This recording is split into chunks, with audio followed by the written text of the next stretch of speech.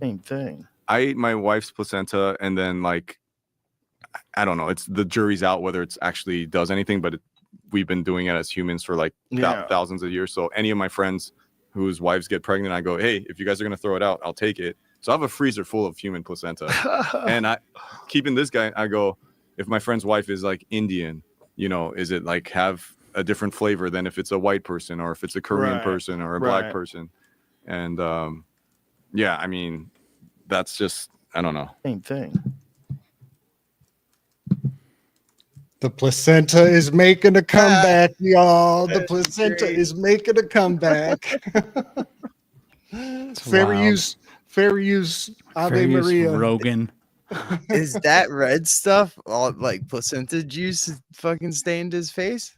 Dude, the psychological operations are off the chain, y'all. Off the chain. We are in a super psychedelic age, ultra psychedelic age. My Cherie, big love and respect. Thank you for that video. That was out of control. My Cherie, can you tell us when that was broadcast? Like, what's the time frame on that clip? That was amazing. Big love, everybody. Thanks for joining us tonight. How you guys feeling? So good. Good to see everyone. How's good everyone doing? Good to see you guys. There you go. Good to Chris see you. is frozen up. Yeah, I don't know what's going on. We're all getting bouncy right now, but how's everyone doing? Good. What's up, Sherry, Howard, James, Sojourn, Green-Eyed Crow? What's up, y'all? Chin chin, everybody. D.E. Saccone. Do we say that right? Is that how you say it? I think so. Yep. Howard S. Ramberg in the house. Big love, y'all. Was that guy like a Maury? One of the Maury people? Oh, I don't know. Here, let's see. 10 months ago, I watched it here. Oh, no, this one. I watched it the night before yesterday. Okay, so it's almost a year old. So we were talking about placenta on Moyer's show. Wow. Yeah, that is intense because he's looking very cannibalistic, right? And then talking about flavor difference, like. And I mean, that's like exactly what we were talking about with the old placenta cake. Yep. And that imagery on there.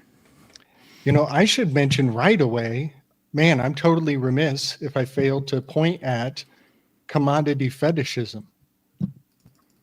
The whole concept that Marx gets most of the credit for proliferating is this word that this term of commodity fetishism. And ever since I learned it, it pissed me off the second I heard it because we lived through it firsthand with the lockdowns, you know, on so many levels, many levels. You know, the poke is a fetish, you know, it's like some superstitious thing that is really riding on the placebo effect. You know, it's already got the 50 to 30% success rate by virtue of placebo. So there's that fetish. But the other fetish, that commodity fetishism that really pissed me off was the toilet paper and how everybody was losing their shit and giving each other advice on how to wipe their own ass. You talk about infantilization spell, man. But yeah, the placenta becoming a commodity. Like, what flavor do you prefer? Who brought that term up? Like, what was the date-ish? It's a Karl Marx term, commodity fetishism. Yeah, it's a Marxian concept, and it's really dangerous because it plugs in very soundly to the notion that money is God. You know what I mean? And the formula. Yeah, it's definitely using the more accurate, older definition of fetish. Yep. Material object regarded with all as having mysterious powers or being a representative deity that may be worshipped through it. Yes. And now, you know, everything with me is placenta. Everything is placenta. But their state issued ID becomes your deity, your id God. You know what I mean? Your state issued id God. It's your super ego in a way. I mean, if you don't want to go metaphysical, you could just go kind of psychological and say that, you know, ask yourself, really, does your country belong to you, or do you belong to your country? You know, it's kind of like an evil Kennedy It's twisted your Argo Kennedy's word. Navis. It's your Argo Navis. That's right. The banner you ride in on. Mm-hmm. Yep. So I have gotten into a new show on Netflix. Well, not new, but a new season came out. And it's one that I do want to bring up and recommend. I really would like to get your eyes on it, Gabe, because I don't think it. Okay, it's called Blood Zeus, and it's on Netflix. Maybe some of you have heard of it, but season 3 just came out, and it's pretty cool. It's it's a made up story in the sense that the main character is Zeus's son, and it's this character called Heron, which just reading up real quick what the internet's saying. People are kind of trying to prescribe him to like a Hercules figure, which seems right, but it's basically like Hercules that shoots lightnings, like Zeus. But and then he's got a brother, Seraphim, which a lot of us know or familiar with that term. Seraphim is one of the angels, right? Cherubim, seraphim. So like that's a Christian term. It's also that's the two main characters, and it's like good brother, evil brother. Okay. So you got that thing going on, kind of an Apollo Dionysian thing going on, where Apollo isn't necessary, or even like a Krishna Shiva type thing, or who's the opposite of Shiva? Is it Brahma? It's not Brahma. There's something. Kali. Anyway. Kali. Shiva and Kali. Okay. Yeah. Kali the Destroyer. Yeah. So kind of like that, and Kali how like the evil one that destruction may be good. So like although he's evil, there's this spin on it where he's like fucking shit up for the better, And what's cool about season 3 is season 3, I think, is where it really picks up. I didn't think to even mention it, to be like, yo, you guys should go watch it, until I saw the season. I need to rewatch it. But season 3 is they somehow Zeus gets locked up in Tartarus, and Gaia, I won't spoil it for y'all, but Gaia and another Titan or whatever unleash Kronos from Tartarus because the Olympian gods need punished or whatever. Wow. And so it gets interesting, and I don't think it's like that accurate or true to the mythology or whatever as written, but it's a cool spin on it. They do. There's lots of characters. You got Demeter, Persephone, Hecate, Poseidon. You got it all there. So it's pretty cool. It's animated as well. So anime, but I recommend it. Would you say Seraphim is kind of like an anti-hero? Yeah, because he was this human, but he turns into a demon and grows this little horn on his head. Okay, just one. Just one horn. Just one horn. Yep. Dude, that's like side of his head, like right like here. a unicorn. Yeah, that's correspondent to the Daredevil, the most recent season of Daredevil. He breaks his horn in a character-defining moment, kind of where he loses his vigilante spirit in a fight where he breaks his one horn. So yeah, that's actually, and this most recent eclipse was the devil horn eclipse. Just took place a couple weeks back. That's interesting. Very interesting. But yeah, he is kind of an anti-hero, but like I said, he kind of, there's this good side to him. He's very two-faced. Like he's bad and stuff and portrayed that way, but then he sort of figures himself out. And that's one thing too that the theme is very big about. It's about fighting yourself. you know. Yeah. So that's kind of neat of it. I am putting an anagram in the chat. I love this one. Make sure I don't fuck it up though. Yep. This is an interesting one. Firearms is an anagram for seraphim. Well, that makes sense. I mean, because seraph means burning. Yeah. Like, So there's your fire. Mm-hmm. All right, so we got some people in the chat. I knew I wasn't alone. Nice. You guys rock. Nice. Ronan's seen it. Yeah, like on the wiki, they have a seraph carrying a hot coal. So, I mean, basically his arm is on fire. Yeah, a wheel of fire. Yeah. You know, one thing that I love, the angelic, you know, sometimes the seraphim are depicted as like rings of eyeballs. Yeah. Like Yep. one ring going horizontal, the other one vertical, and then it's got wings coming off the back of that. Mm-hmm. Yeah. Well, that depiction of the seraphim, I think, is very ancient. I think that image is very ancient. But if you look at how they describe how eclipses take place, you'll notice they'll have the orbital ring of the moon, and then they'll have the orbital ring of maybe the sun, I guess. No. I think it's Earth. It's the Earth's orbit, and then it has the moon. Maybe we should look it up. Maybe I could look it up. But it looks like a Well, if it seraphim. was a solar eclipse, it'd definitely be the sun and Okay. moon. Yeah. The lunar eclipse is where the Earth's shadow would come into play. Actually, I know how to find it. It's the nodes. If you look up how the eclipse nodes look, the graphic that they show you is basically a seraphim. Oh, With nice. You know what I mean? With the ring going this way and the ring going that way. Yeah. Yeah.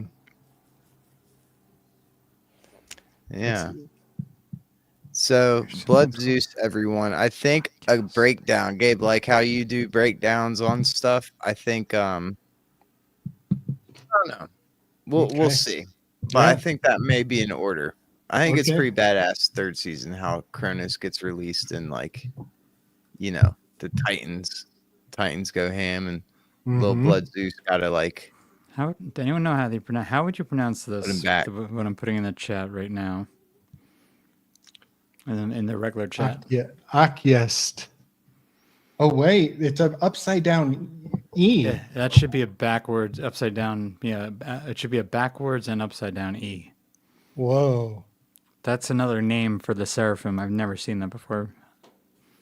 It's just a couple letters short of Kanye West. Yeah. Huh. Yeah. Where'd you Nice. find that, Chris? It was just read on the wiki. It was in non-biblical sources. There's some kind called the acyest with that upside down backwards E in the middle. And then they have I guess this is a language, a South Semitic language, Gaiz. And it's Oh. I could barely even read what the hell. It's obviously, I don't think it's meant to be read by me because it's in a different language. Yeah, Gaiz is ancient stuff. So yeah, Yeah. I guess John Dee was highly interested in it. It's related to the language of the birds and the green speak. I think some people would say it's even Adamic. I think some people would say it's Adamic language. It's a language that was thriving in the Garden of Eden in the ideal times. Yeah, they say it means dragons, and alternative term for hell as well in the in that language, Damn. and serpents. So serpents, dragons, and hell. You know, that for some reason it makes me think about the word yeast also. And Yeah, how- it does, how- right? Yeah. And how integral yeast is to yielding good spirits. You know what I mean? Both in the bread that you're going to celebrate with, as well as the drinks that you're going to ferment. Yeah, it's what is? I've never really seen that upside down backwards E used at all. It's a schwa. Wow. I remember schwas, but I forgot that's what they called them. Backwards E is a schwa. It's called a schwa. Yeah, I totally forgot about that. That's interesting. Huh. Well, so another thing I did kind of fun this weekend was I went and saw a live Shakespeare play. Nice. I couldn't tell you the last time before that I've seen a live play, but it was pretty cool. It's called Shakespeare in the Park, and apparently there's the history of it is they took it from they used to do something like this in New York City in Central Park or something. They would do Shakespeare in the Park. So I guess a bunch of copycats have done it, and then they did it here. And this year they played King Henry IV, Part 1. And it was pretty good. It was a comedy, and it was actually pretty funny. But I'm sitting there listening to the play, and I'm about a third of the way into Act 1, and I realize I don't know what the hell's going on because I'm like sitting there just thinking like, oh, I can understand. And then I'm like, man, I have been sitting here like listening and watching and not doing anything else. But so I was like, damn, I gotta really start listening. And that was the thing, because like the word order is so different, you know, in that Shakespearean English that and the actors were doing such a good job. They're talking fast and fluent that it's like you gotta really pay attention to understand what they're saying. So finally, after about a third of the way through, I'm like, all right, snap out of it. And but it was pretty good. It was about King Henry IV. Apparently it's like somewhat based on real life events, and they were, you know, fighting the Welsh or not the Welsh, the like Scots or whatever, you know, that sort of thing going on, fighting the Scots and Irish and whatnot. And like then you have the degenerate prince who, you know, loves to drink and go to the bar and shit like that. And they like they have the embellishing friend who will always like tell stories of and just like embellish the shit out of it. And so they like fake rob him, only two of them, and they make up a story that this guy makes up the story. He's like, yeah, there's 4 of them. They came at me. And then by the end of the story, there's like 12 of them, you know, embellishes the shit out of it. And it was just so funny and like smart how it was presented. And they did real battle scenes too, with like real swords and axes and shields and shit, and really blood. Yeah, and they had like blood packets and would just go and like open it and just like splatter it all across the stage. Oh, because it was like over the top blood, like someone's packet would spill out, and it just be like, and it just like splatter everywhere. But man, I recommend it. Go see a play. That shit was cool. Yeah, you know? It was kind of, you know, nerdy, but I guess I'm a nerd, so I'm okay with that. Dude, you know, I really enjoy Shakespeare. It's really fascinating that you went to the show this week, because I've kind of stowed a project for maybe someday wish list, bucket list project around the works of Shakespeare and how they may correspond to tarot cards. And, you know, a lot of that is kind of framed up around having found the muses in the symposium. And I'm just wondering if there's something going on from the muses into Shakespeare. So yeah, that's kind of a project I've thought about before. But I love that you're talking about gratuitous blood, like the excessive blood spray. It makes me think of like Kill Bill. You know, it's like they took a little piece of the crazy 88, which, you know, 88 constellations ever since 1930. And then all the blood on the, you know, out on the dance floor.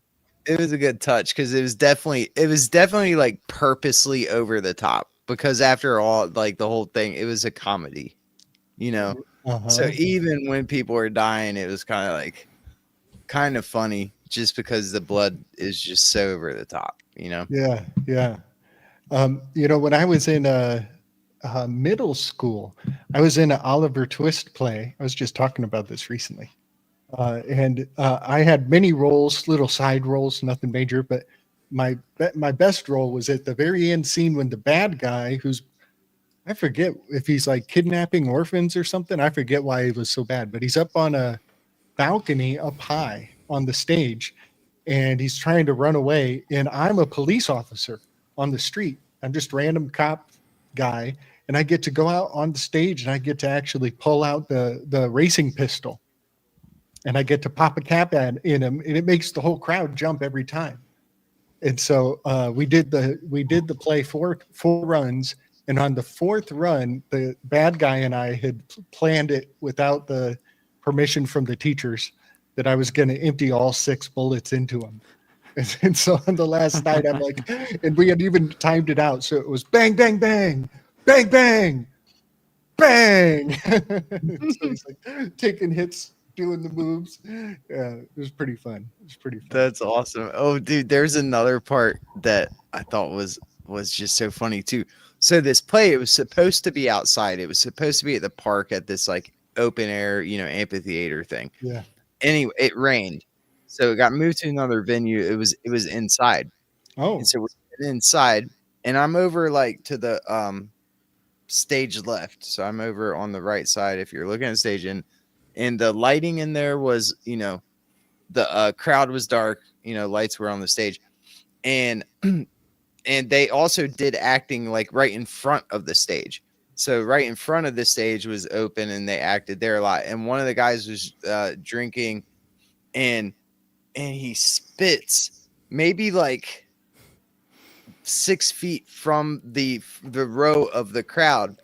And just, is like, or like something happened, and you spit what's in your mouth out, and you just see like all the like air, water particles go like onto the crowd, and you hear this like Karen in the back. She's like, wow.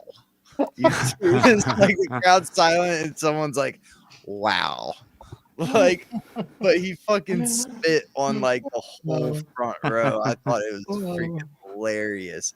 And just thinking of like how insane the freaking world was, 5 years ago, whatever, less. And then this shit, it was kind of like good. It was kind of like I felt good seeing that. I'm like, yeah, freaking spit on each other. It's fine. Do it. Totally. But, like just hearing that one lady in the back. It's like the Gallagher Fauci show. Yeah, but dude, and how the lighting was, you could see all the air particles just misting onto the crowd. I was like, oh, it's spreading everywhere. It was so funny. Super spreader. Yeah. All right, I'm gonna do a little presentation real quick, just to bring up the. I want to show everybody the graphic I made when you told us you were going to the show. Oh, yeah, that was another thing. The main actor was this guy. Oh. Go ahead. Are you going to screen share? Go ahead. Yeah. I'm gonna show you all real quick who King Henry was. That's right. Yeah, you go first. And tell me again, where the term "in the park"? Where was the original show that it got the term "in the park"? Was that just like what I quickly read on there was like in New York City. Okay, from New York. Okay, yeah. Yeah. This guy. Y'all recognize this cat? Yes. Will Johnson. He's in that new show, or not new show. He's in newish show, House of the Dragon. Yeah. That's like it. that came out after Game of Thrones, but it's set before Game of Thrones. But anyway, that guy. I think that's the dude that owns a bunch of ships. If I remember. Yeah, that's him. He's the ship dude. Yeah. He's got a big navy or something.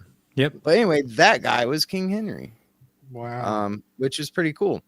And I was reading up, like he was back here in 1996 before, and they did a Midsummer Night Dream. I was like, man, I wish they would have done that. Freaking King Henry. Yeah. All right. Yeah. What you got?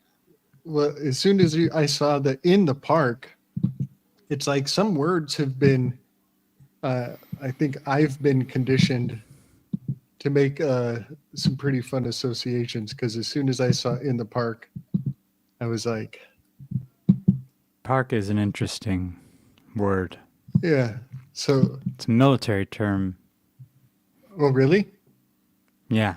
You have a park as like a traveling kind of, it's almost like a group of, I guess if you have a group of like tanks, a group of some sort of combat unit that's together and they're considered like a park.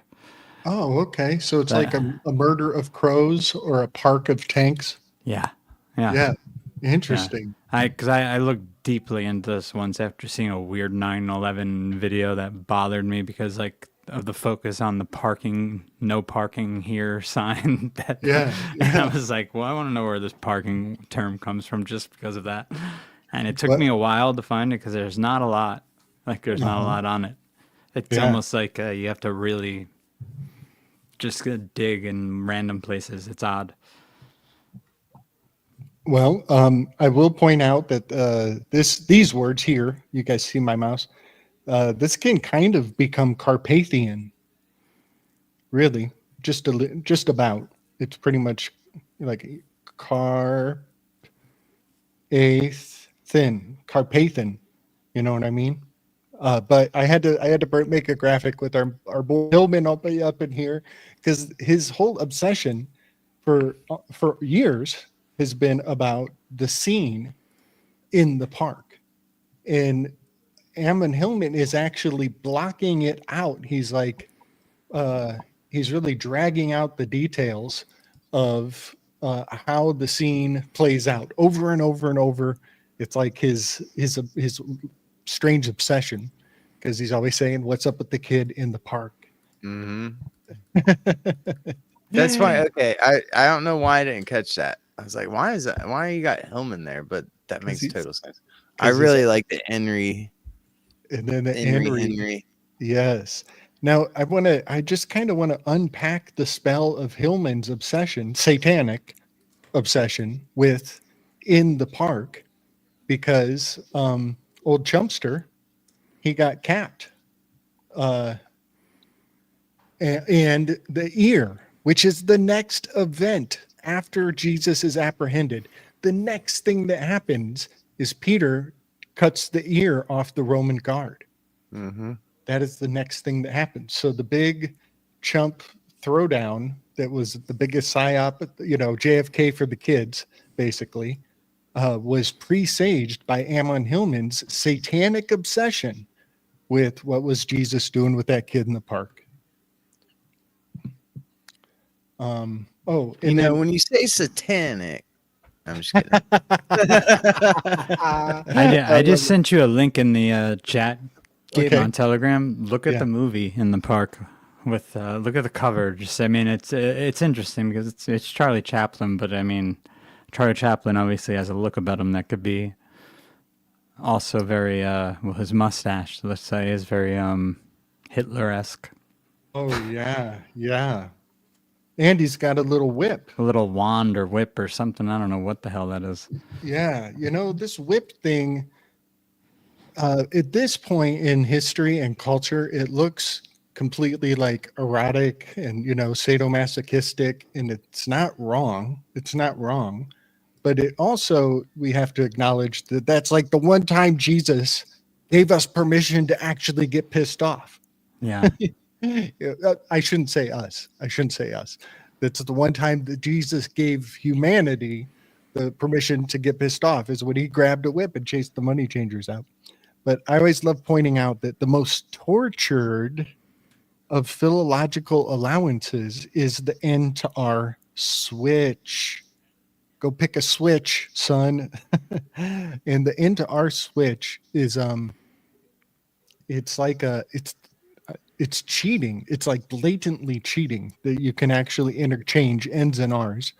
Help me out.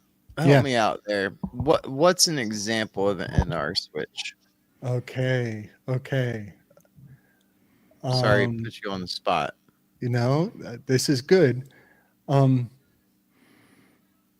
What is a good NR? I know there's one, but like I thought about it first when you shared this with me. Mm-hmm. I didn't think about it too hard, but I couldn't think of one.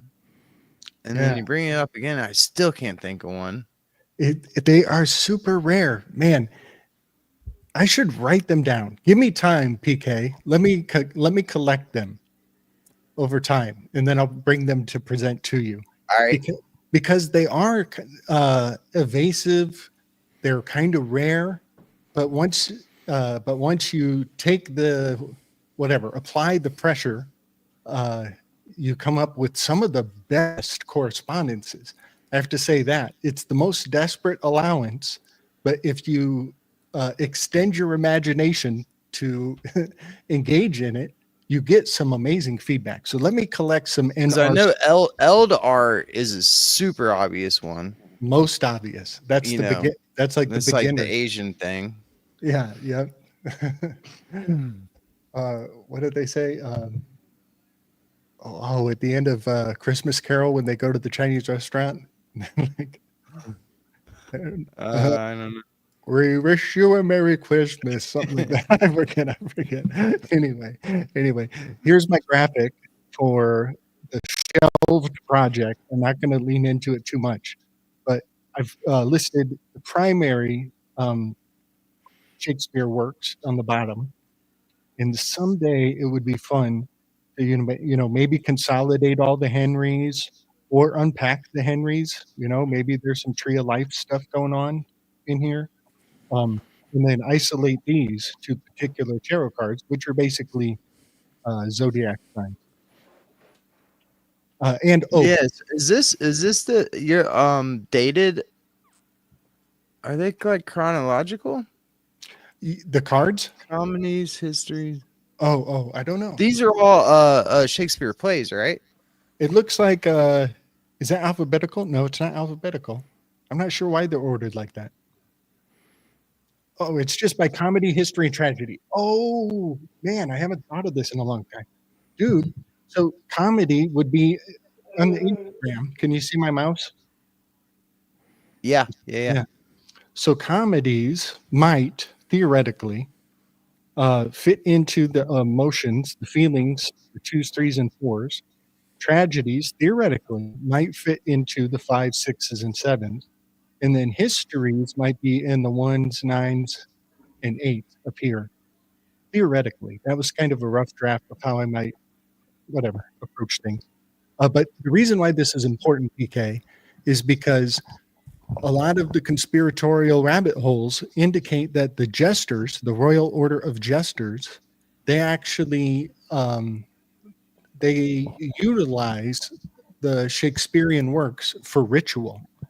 And so a great amount of the Royal Order of Jesters' ritualized practice are embedded into these archetypal dynamics of theater. Mm-hmm. And so when we see psyops on the world stage being delivered, it would be really high potent pattern recognition to be able to isolate the Shakespearean story that the jesters are ritualizing in the headlines. You want to hear something interesting? Yeah. One of the starring actors in that In the Park Charlie Chaplin movie is Lloyd Francis Bacon. Lordy Lloyd. Oh, Lordy Lloyd. I love it. That is too funny. Now I wonder too, of like all the plays, why they pick Henry IV.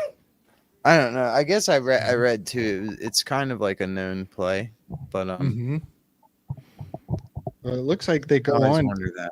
It looks like they follow the bloodline of Henry in a historical venue, right? Like Henry IV, part 1, part 2, then Henry V, then we go to Henry VI twice. 3 times for Henry VI. And dudes, they love the code so much. They love the codes so much. So here is a graphic on If, the poem If, Rudyard Kipling's poem, which I always thought was just a good poem by itself. And then I learned about Rudyard Kipling, and I'm like, oh, that guy kind of sucks. But I don't have to let go of the poem, do I? But then later I learned about the Spartans and their military reply letter with a single word, if. So that kind of made me respect the concept of if one more time.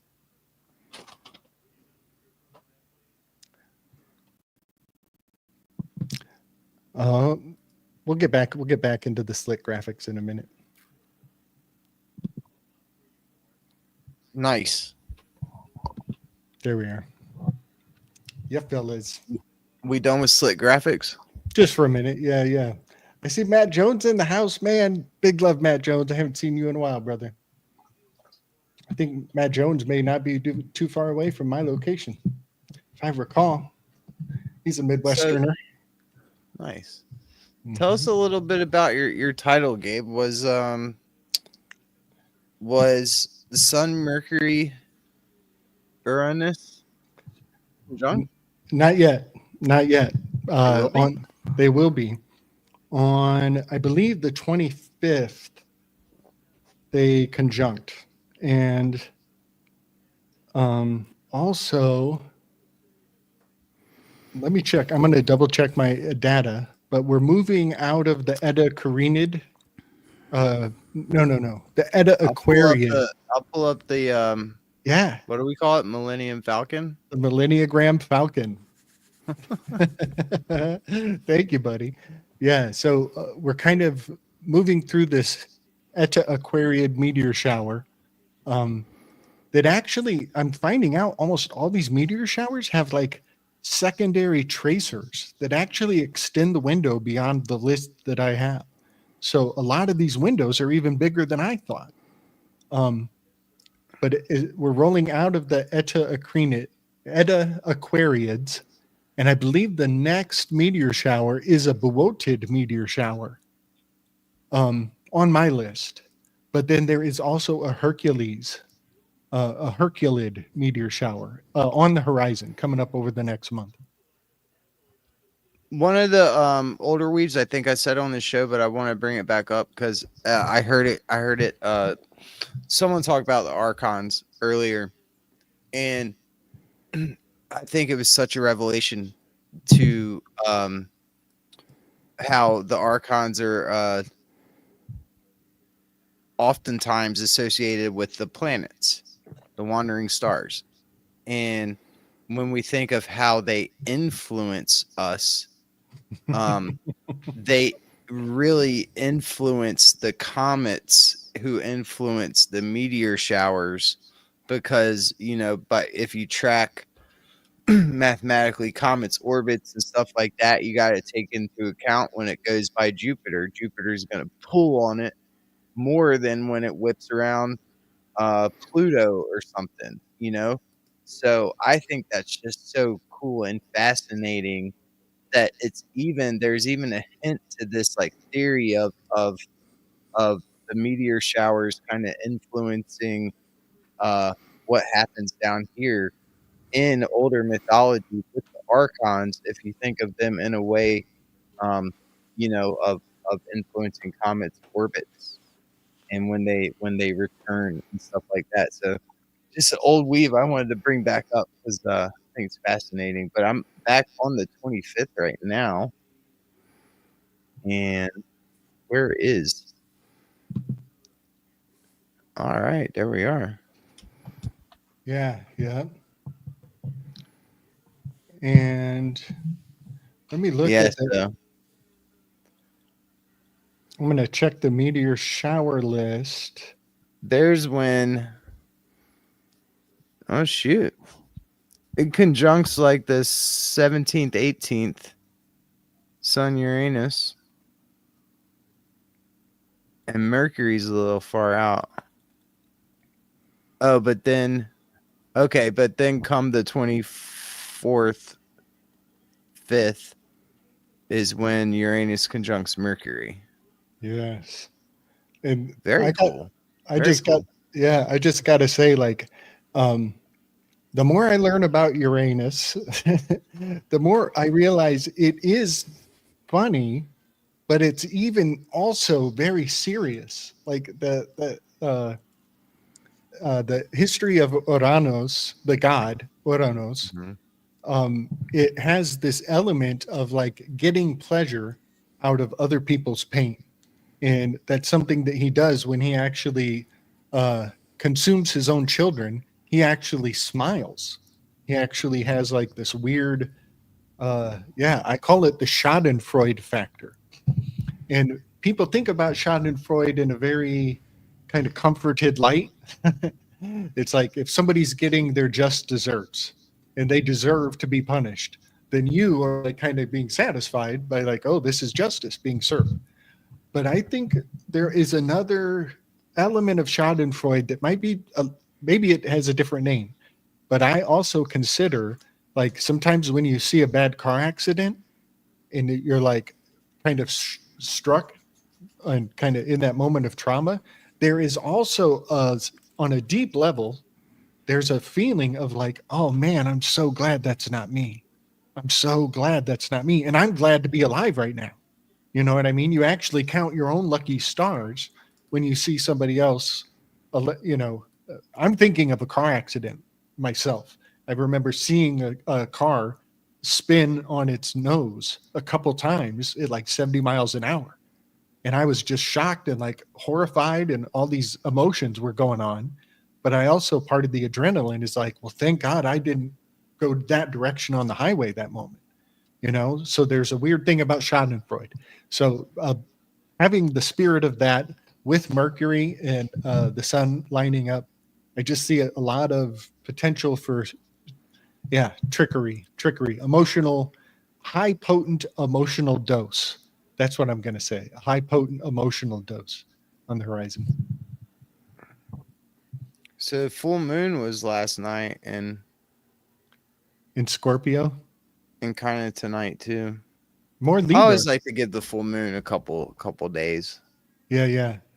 That's like square on Libra, right? Where the claws are reaching in to the scales.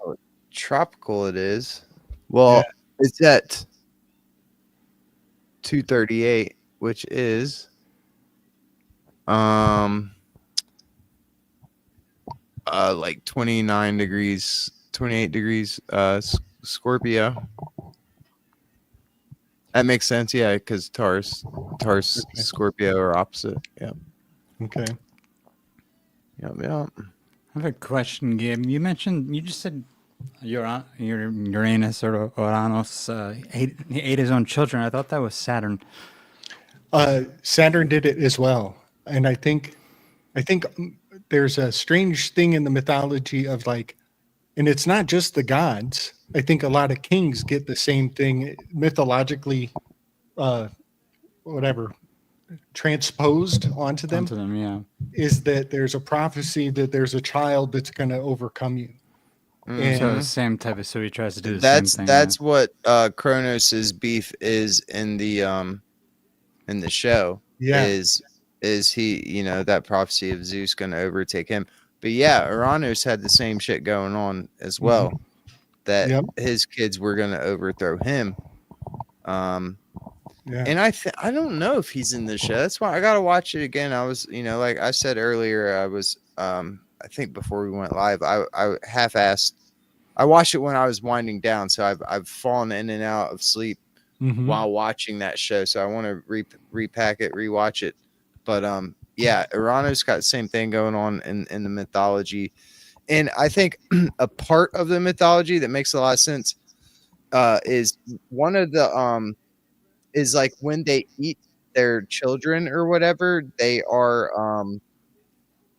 kind of absorbing their power, because if you want to go with the way that these could be like archetypes or stand for, like you want to go that route, one of the kind of most obvious examples of this, in my opinion, is with Metis. Now, Metis is about the cunning and part, which is like nothing without agency, right? Like if you And that's if you're so slick and so smart and so wise, but you don't do shit with it, then what good is it, right? So Yeah. like there's no power in just that alone. So what happens to Metis? She gets consumed, right? Goes the myth. So it's like, and I think, is it Zeus that eats her? yeah, I think she's his first wife.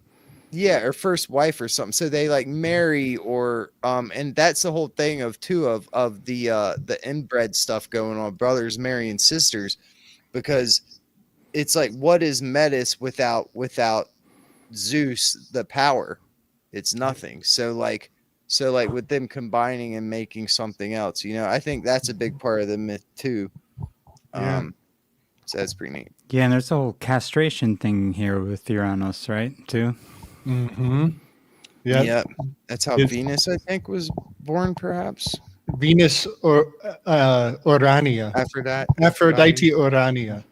Yeah. She's born out of the froth of the sea, which maybe they're talking about some spirits right there too, and maybe you could even think like maybe there's an element even of pouring your first the first shot to your homies with that froth. But Remember, Gabe, do you remember when I brought up the Phasians the one time? Which I think they were the ones who were said to have the ships that were driven by thought, basically, or it seemed like they were like almost advanced technology of some sort. They're said to be the ones who were born from the blood of the castration of Uranus. Oh, that is which is super interesting. Yeah. And they have shape-shifting vessels of some sort, or maybe living vessels that seem to know their own navigation. They're self-driven somehow. Yeah. Yeah, that's interesting. All right, challenge accepted. Howard, he said, look up Castrato. Let's check it out. Castrato, Yeah. male singer who underwent castration before puberty in order to retain a singing voice equivalent to that of soprano. This is the MK Ultra Jackson right here. Diminished greatly by the 18th. So I guess they stopped chopping balls, but started chopping tips. And then they start chopping the whole damn thing. Then you get the trans-Luciferian bunch. Yeah, man. And the craziest thing about these castratis, y'all, they have an increased lung capacity. That is Really? that is one of the side effects of the endocrine switch that they endure. And so now hang on here. That makes them amazing divers. They become incredible divers because their lung capacity is beyond what we imagine, beyond what we experience. And so a castrati is able to dive and hold their breath longer than we can. To go talk to the aliens underwater. Yeah. Yeah, man. Obadiah. Dude, I see. I'm smelling what you stepping in, Gabe. Yeah, buddy. Read Obadiah, y'all. Obadiah is like a treaty with the Lemurians. James True has that. That's his name, right? James True has that one in video he does where he says the castration would allow the people to actually who were castrated to live longer because they weren't like secreting their sacred secretions, I guess, whatever you want to call it. You know what I mean? They weren't having sex. Yeah, totally. No, they could still have sex from what I read before. But I think it's probably one of those things you could find whatever you want. And I think he might even be talking more about like the ones who are changing their like eventually the more tranny types when they were chopping off everything. Yeah, maybe they were older. Maybe it had something to do with it. Like, but I don't know. I just remember the little Get rid bit of I the looked urge. into that was like they still could have sex, but it was like very diminished. Yeah. You And know, maybe it was just not appetite or whatever. not having the urge to do it would just Right, be the enough urge, the urge, to yeah. keep them from doing it. Yeah. Yeah. And it keeps it passes the torch, the trauma torch of hurt people. You know what I mean? And also, I want to say, I think we can see it and we don't really know what we're seeing, but we're still picking up on it because the truth is never absent. So, like, when I learned that Michael Jackson was a chemical castrati, I was like, well, fuck yeah, I kind of already knew that. You know what I mean? It was kind of obvious. It just made more sense now that I had the words to describe what we were all seeing. Do you know? think they checked the new pope? I wonder. I They wonder. checked his balls. Dude, did you hear? Probably Guys, live on public TV, right? yeah, He's sitting down. I didn't prepare this graphic. The Pope, from when I built the territories map way back 2 years ago, when it was inspired the first time, I put a picture of Francis on the toilet on the devil card in New Orleans, Louisiana. Really? Yes, way back then I put the Pope on the devil card. And guess where this Pope is actually born from? Straight Fucking out. devils. Chicago. No, he's Louisiana born. Oh, he's just from Chicago. And then he's up in Chicago. That's actually 180 degrees from Louisiana on the map. The devil card is in Louisiana, and Chicago is chariot card. He's born in Louisiana. Okay, so you've done a little bit of digging into this new pope. Yeah, man. I've seen a bit, Leo, and yeah. and some people say he's like picking up after the previous Leo's thing. Like that's why he took the name, because he aligns with the whatever number they're on, the previous one. 14. Yeah. But 13 was the last. He's number 14. Yeah. You know, I'm just going to spread this unfounded misinformation freely. I heard it from Zeralath, so, trust that for what it's worth. But our buddy Z he mentioned that he heard from somebody who heard from somebody, to trust him, brah, that the Leo lineage of popes has a history of excommunication. And if anybody else has heard that or can echo or find a receipt for me, I'd love to see it, because that like as in he excommunicates people, or the Leos get excommunicated. Oh, wow. Great question. The way I read it was that the Leos are responsible for excommunicating people in history. Yeah, that's probably it. Yeah. I don't think He's I don't think he's a pope. He's not going to get excommunicated. Right. I think Zeralath is going live right now. That's why he's not in the chat. I think he is. Yeah. Big love, Z. If you ever get around to it. So that's interesting. Who are they gonna excommunicate? Does Trump claim to be Catholic? Is he? He's a Jesuit. He claims to be so his that's own. Catholic. He's crypto-Catholic. I've heard him say he's his own kind of. Yeah. He when they ask him, he's like, my own. Did he go to? Don't religion. they go to church sometimes, like on the inauguration or something? Yeah, it's a St. John's Church. Totally. It's totally Jesuit. They get to pick which one they go to, and they either from what I understand, they either pick the Catholic one to go to, or they pick the Protestant one. Yeah, I don't know about this inauguration, but the last inauguration, he went to a St. John's Church in the area. Totally Jesuit. It was Jesuit. Yeah.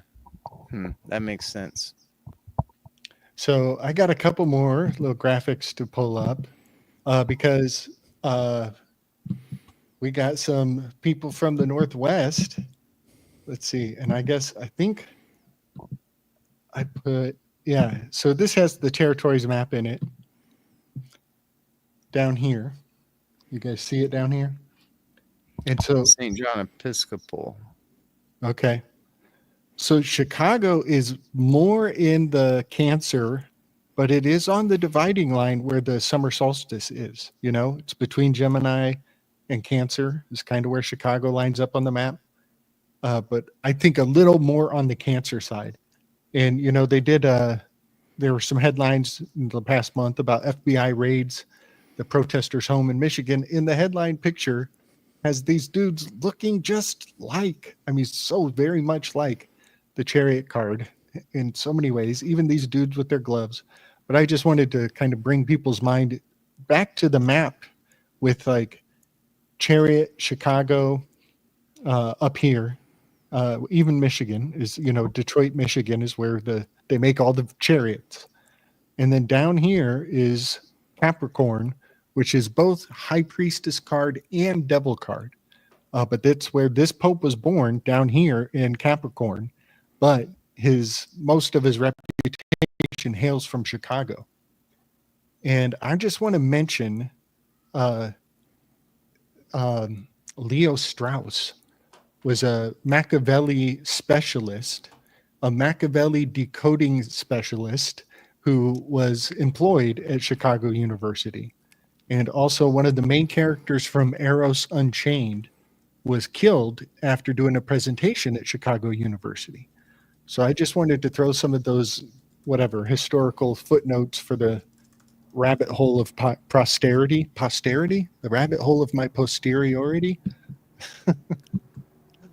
Hey, hold on before you move on from that. Okay. Don't stop sharing. Okay. But I'm just going to I don't know what. I just want to share something real quick on this. And I think we can flip flop. I think I can pop you back up. So one thing that has kind of dawned on me in the recent years or whatever is how you just mentioned Chicago, and you're like, oh, it's up there in the summer solstice spot. That's 100% correct.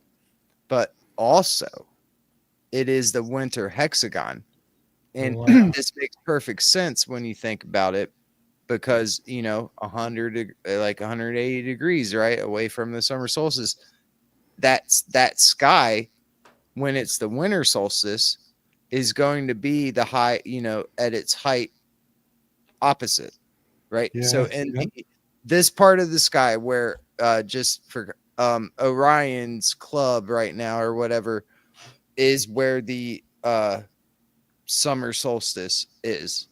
Mm-hmm. So we're talking, this is the area of the summer solstice, but come the winter solstice, this area of the sky right here is high in the sky at midnight. Okay. So it's the winter hexagon.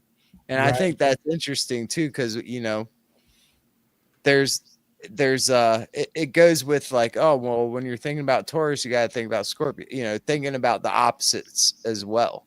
Totally. So just throwing it up there. So that Chicago area, yes, is the summer solstice, but it is also the winter hexagon. Yeah, same part of the sky in a different part of the year. Yeah. I just want to pontificate a little bit and have my little soapbox moment here. I read that they're trying to change the name of the winter hexagram, and they're trying to change it into the winter circle. And maybe I'm being a curmudgeon, maybe I'm being a little flippity flu, but I think that this attempt to change the name of the winter hexagram into a circle, I think this exemplifies hyperchorism, where we wear off the edges of a word and we round it out, and we kind of morph the word as we use it, so it gets rounded out with use. But then because we've rounded it out and we've overused it, it no longer has the power it used to have. And we see this in rapid time today because of, like words like, oh, that's racist. Oh, that's racist. We've used that so many times that now people are actually joking around, and it's lost its edge. And so, I think sometimes when they do these campaigns to alter the words we use to navigate the heavens, I'm inclined to put my heels in and be like, no, fuck it. It's always going to be the winter hexagram. But then I want to also say that this hexagram, I think, is the Urim of the Urim and the Thummim of mythology, because Michael Wan has posited that the white stone of the first tools of gambling, the white stone, is a Herkimer diamond. It's a double terminated Herkimer diamond. And that's exactly what this hexagram looks like to me. And that's very apropos because there's a lot of gambling in Chicago, right? Mm-hmm. Another fun fact about this winter hexagon, I went through and played with Stellarium a bit, and the full moon that is closest to the winter solstice will always be in this winter hexagon. Yeah, because So, yes. I'm not saying that I'm not talking like Easter, the first full moon after the winter solstice or whatever. I'm not talking like that. I'm talking whether it's before or after. Go pick the full moon that is closest to the winter solstice, and it falls within the winter hexagon. Right. I thought that was pretty damn neat. Yes. I was doing the show with Moonfeather on the night of the Mike Tyson Jake Paul fight, and she and I were doing deep analysis on that winter hexagram, and appreciating how it is the Urim and the Thummim, these white stone and black stone that were used for betting on the destiny of humanity. And the night we're talking about it, there's a white dude and a black dude gambling on the world stage. Mm-hmm. All right. All so right. Got you back up there. Am I back up? Okay. All right. Let's see. So yeah, there's the quick review of the Slick Dissident territories map. And I want to go the other way. Let's see. Okay. Here it is. This is the one. So this is the Chariot card of the Thoth deck, which I see very correspondent to Chicago on its westmost border, all the way out to Toledo, and I would even say parts of Ohio are kind of included, like almost all the way almost to Cincinnati is kind of the eastern edge of the 30-degree pi wedge of Cancer in the territories map. And very recently, I fell a big love to Texas Magi dude. Big respect, Texas Magi dude. He did a very short clip recently where Marty McFly is, I think it's in Back to the Future 2, where he's actually looking at a museum of Biff Tanner. And in the museum, they have the car that was constantly crashing into cow manure. They have it preserved in this museum. And there's a big neon light above it that says, "The luckiest man on ear." It's a limelight, right? Yeah, totally. Totally. And the TH is missing from the word earth. And this is just too far out, because the moment that he got blasted, he was totally embodying the Chariot card to the utmost. And everybody knows Chump is Biff, right? Remember how much I was talking about the Tanners in the past, and the Hyde Tanners, and how Totally. they just are everywhere. I've been trying to, this whole time you've been talking, I've been trying to find this kid who used to talk about Chicago and this one city in Chicago that he said was so important, and that had to do with the church, and I can't find him. I think he's gone. I think his page was wiped. Oh, dang. But he was talking about like a Tanner family line? Well, he was talking mostly about Chicago and part of a specific church in Chicago that had to do with some sort of planetary alignments where they would, and I forget the name of the city that the church was in. I forget the name of the church. Apparently there's like a mirror church in Europe. Wow. So, and I can't find him. Sounds like he got too close. He didn't really ever have a lot of viewers. He would talk about a lot about the limelight too. But that's why when you said a neon light over the thing, I was like, oh, limelight, that's interesting. But yeah. So I watched Citizen Kane the other night, and Citizen Kane was totally like Edward Bernays. That picture is tiny. I should have made it much bigger. But in Citizen Kane, on the movie poster, he's up on a podium and he's making this grand gesture to something behind him, something he's advertising, much like Bernays.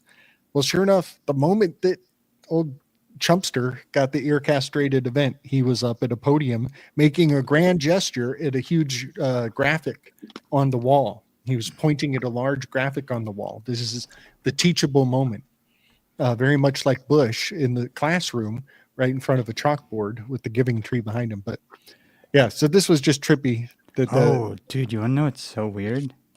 You You just remind me. So, like, I've been watching that show Silicon Valley. I never watched it before until recently. And there's a scene in it that I just saw because now I've watched it once through, and so now sometimes we just leave it running if we're like going to sleep or something. Yeah. And there's a scene in it where the one guy he needs to get a shot for something because he doesn't know. They don't know if they want to give him a shot. He's having like an outbreak or something. Then they're like, we can give you the shot and it'll go away, but if you get it, you can't go in the sun for like 4 weeks, blah blah blah. And they don't get to finish telling him the side effects of the shot before giving it to him because it's like I don't know, it's like I guess it's not the main doctor, it's like someone who's shadowing the doctor who gives him the shot. And it's so an inept poisoner. So It's like an the guy inept like poisoner. the guy who's getting the shot was like, no, I don't want it, and he gets it, and it's too late, and then the doctor's like, ooh, well, I guess that's a teachable moment. That's He literally says that. yeah, He says that. Wow. literally that was the last season of the show too. So it's like Wow. that, and then that makes me think of everything that happened in 2020. Yeah, man. It's gonna be like passed off as a teachable moment. Yeah.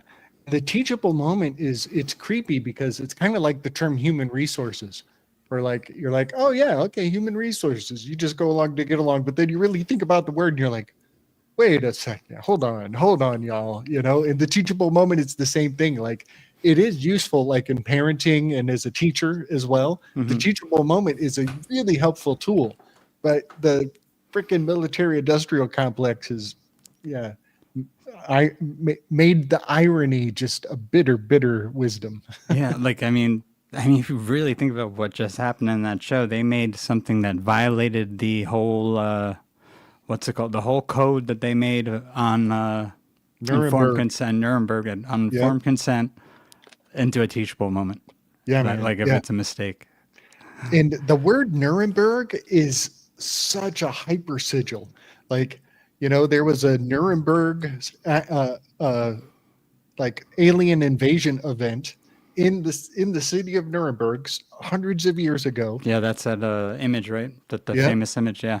The famous image happened in Nuremberg, and then Luther comes and puts his theses on the door, and also the printing press. The printing press was unleashed in Nuremberg, and then we had the Nuremberg trials.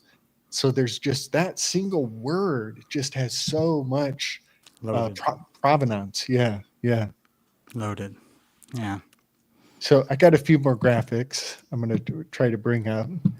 And we're just kind of gallivanting through the mind palace of Old Slick. All rights reserved, as always. Here, I'm going to do this one. And I should have spread this one out a little better. But did you see the secret underground tunnel beneath DC? Wait, what?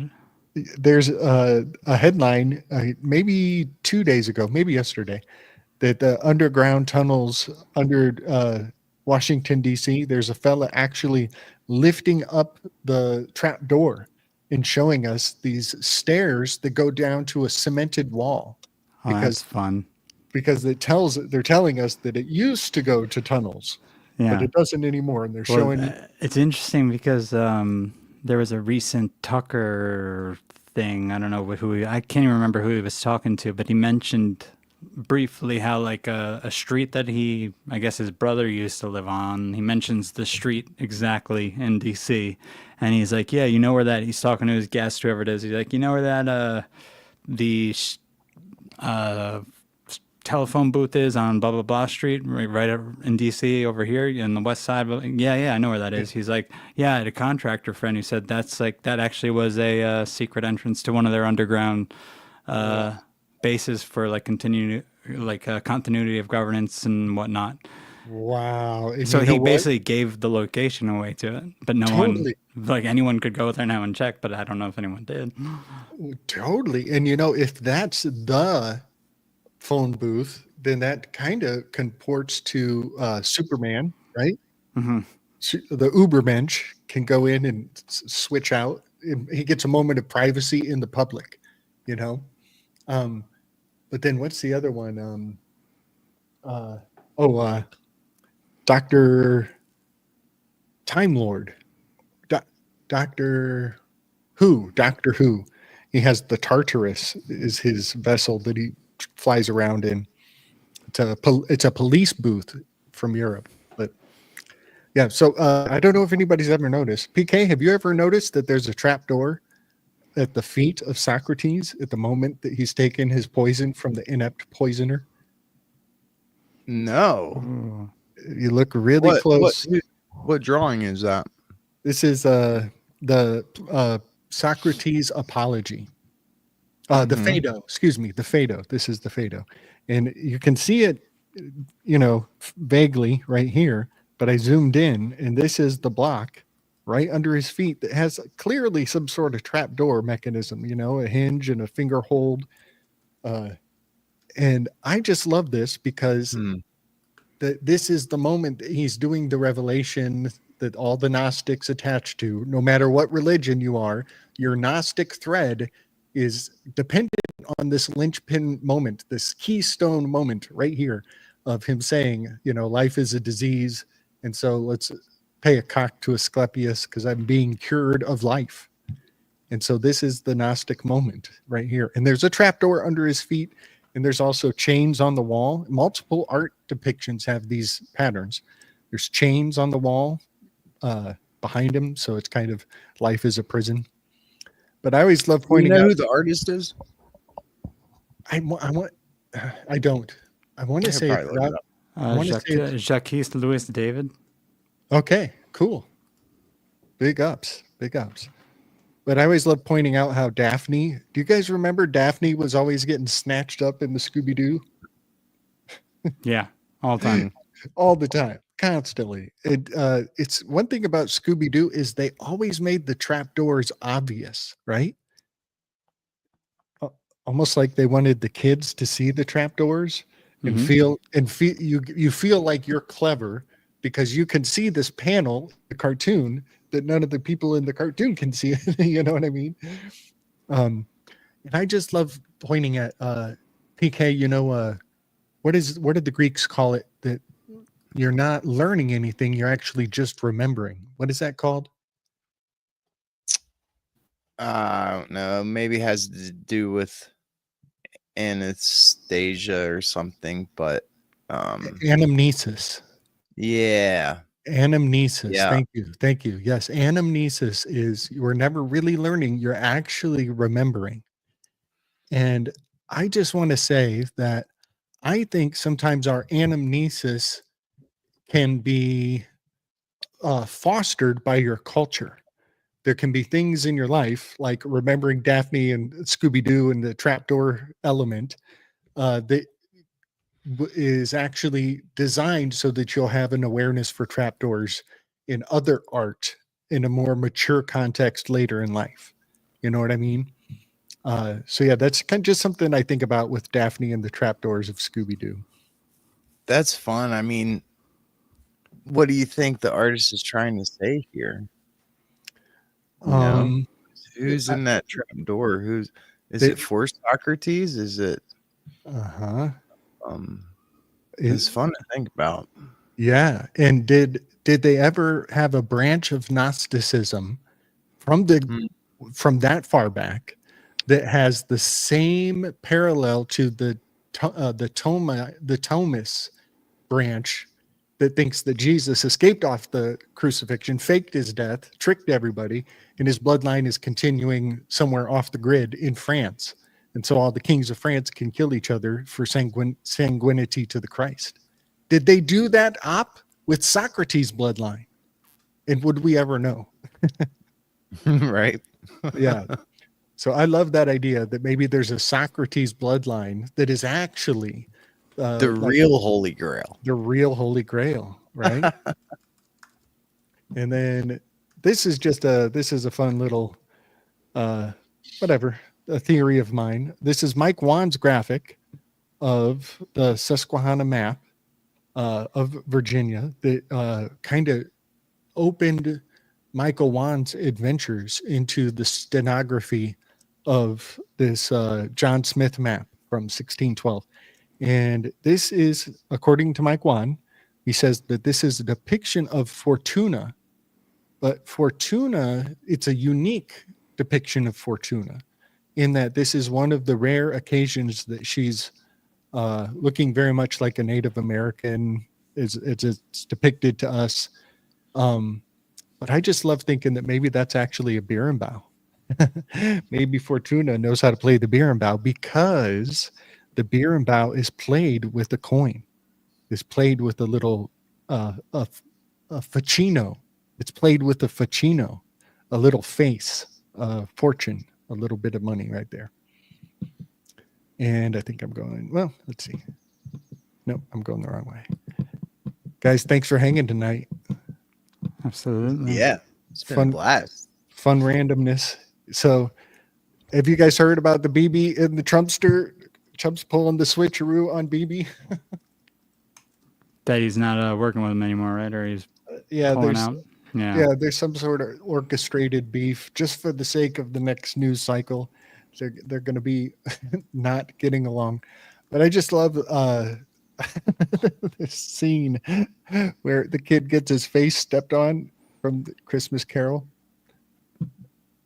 Is that right? A Christmas Carol. Yeah. You know, you'll shoot your eye out, kid. And it's just funny to me because Orson Welles says, if you want a picture of the future, imagine a boot stomping on a human face forever. And that's what Santa Claus does to Ralphie. It's pretty cute. But then also there's a news headline, I think just today, that Fish and Wildlife have reported a bunch of birds on a wire exploding from electric shock. And they sent out some heads to investigate it. And they're trying to tell everybody that it looks more like a BB gun or a pellet gun or maybe a slingshot is killing these birds. But all the people who live in the neighborhood are like, no, I'm watching these birds explode in front of my eyes. So yeah, the BB gun of Bibi Netanyahu PSYOP is being unpacked in a most kind of a fun way. And then this is Chandrakanta. I just want to say this, like Chris, you and I, we wove on a Navaratri night that was Chandrakanta's night a while back. And I've just seen her depicted in so many ways. Like, you know, Elon Musk, his name is a perfect gematria match for Chandrakanta. In septenary, it's the same exact number. I think they're both 27s or something like that. But Elon Musk was in the Oval Office with his kid attached to him, right? His kid is crawling all over him.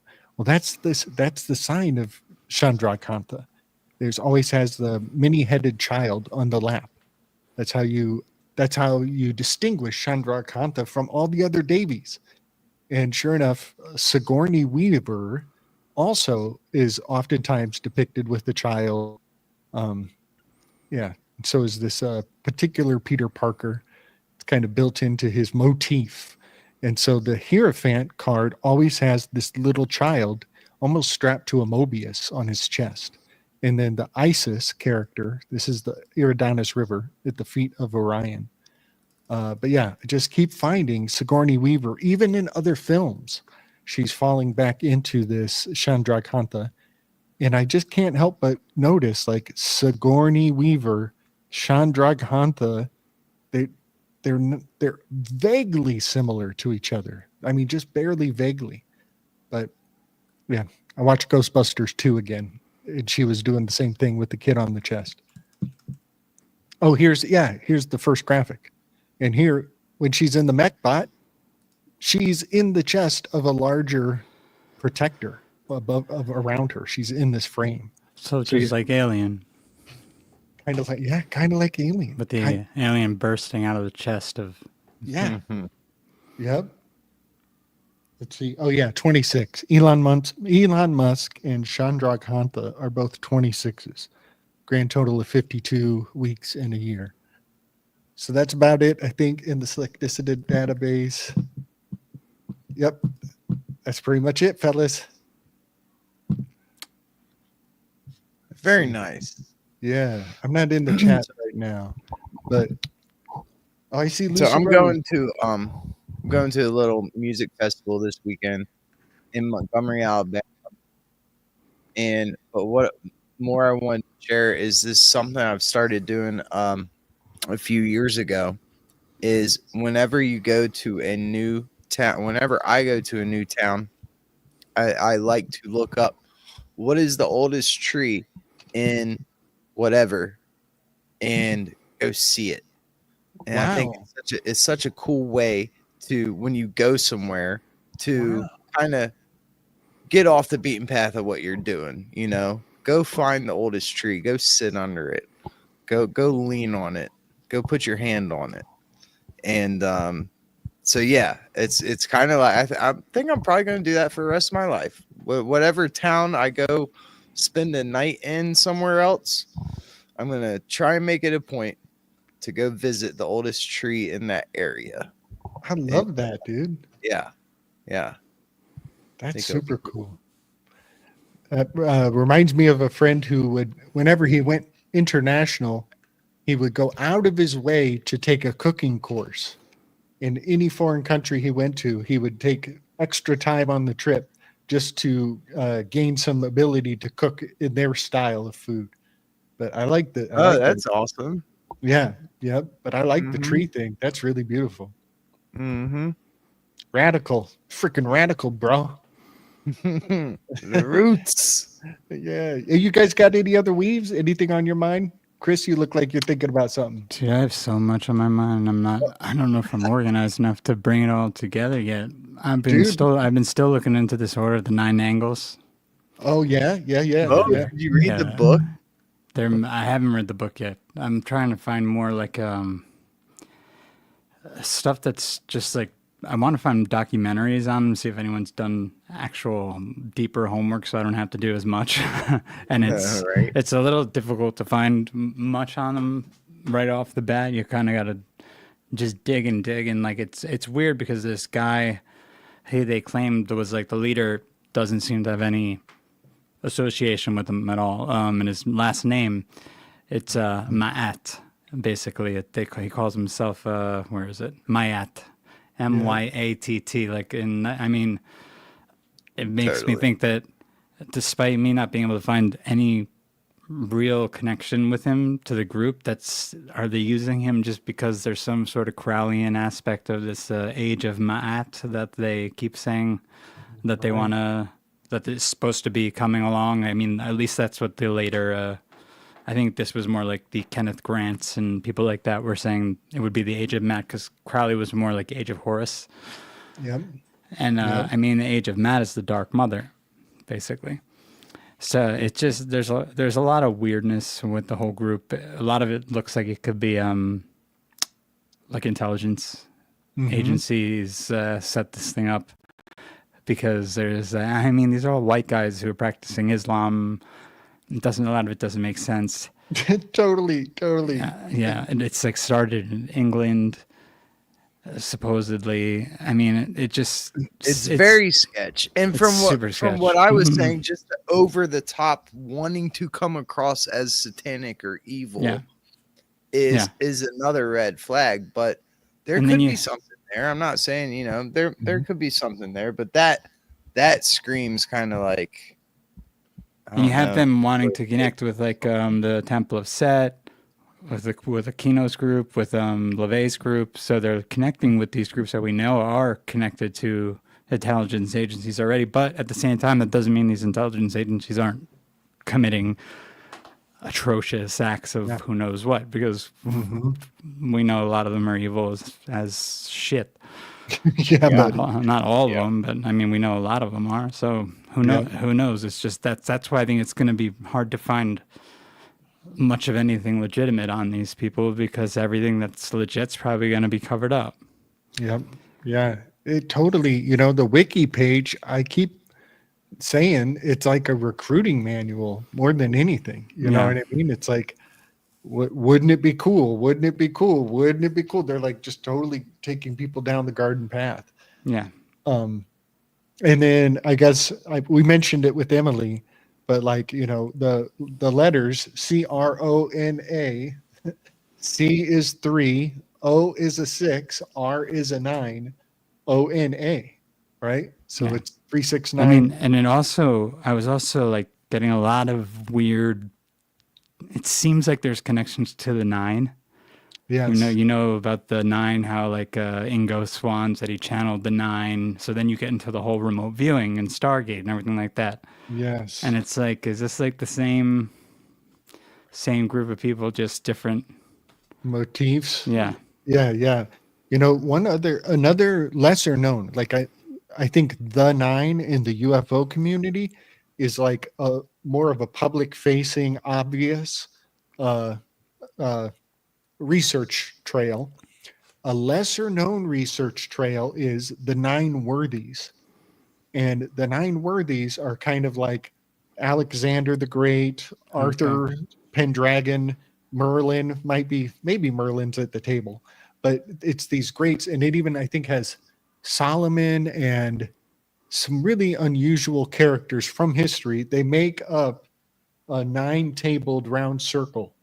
Oh, that's interesting. But then each one of those cultural icons has a lineage in different countries around the world.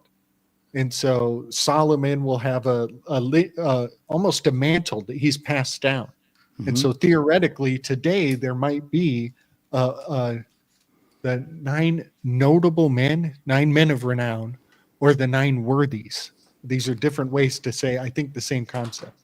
Oh, that's interesting. That would seem like a way to really organize a group that you made up at a much later date. Right. Because we don't even know how many of these figures are actually historical figures to begin with. Yes.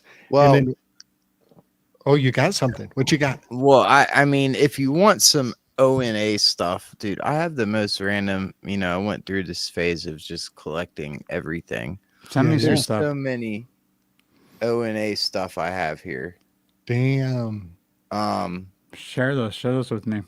This one, but you could see, this is what I'm talking about, Gabe, when I was like, so this is just order. This was titled Order 9 Angles, various. No, that was Tales and Poetry. Sorry. Various manuscripts. And, wait, did you say Stargates? Yeah. This is connected to Stargate. So, but look, number 1, Satanism. Dark forces, alchemy, magic, Stargates, Guide to Black Magic.